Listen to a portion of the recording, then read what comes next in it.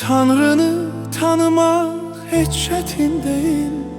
Gərək axtarasan sən yorulmadan. Tanrını axtarmaq heç çətin deyil. Arzula gələcək ümid qırmadan. Arzula gələcək ümid qırmadan.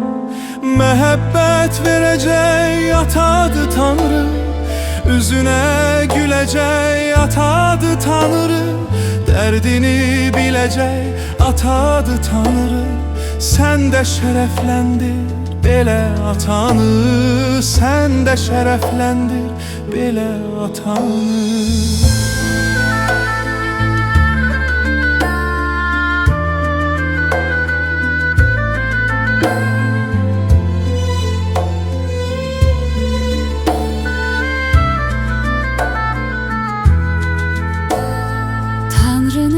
Rəbbini müqəddəs ruhu ürəyə dəvət et, qəbul olunsan.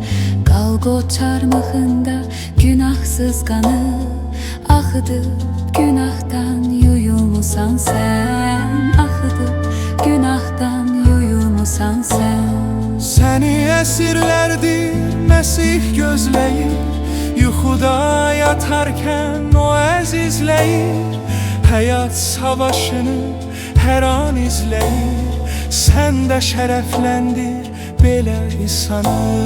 Sən də şərəfləndir belə İsanı. Ruhu canlandırmaq səni istəyir. Yaralı qəlbinə şəfa verir o. Ayağa qaldırar əgər yıxılsan. Əbədi söz verib səni sevir o. Əbədi söz verib səni sevir o. Bütün bəşəriyyət duyur ehtiyac ataya, İsa'ya, müqəddəs ruha. Onu qəbul edən xilas olacaq. Könül şərəfləndir Məsih İsa'nı. Könül şərəfləndir Məsih İsa'nı.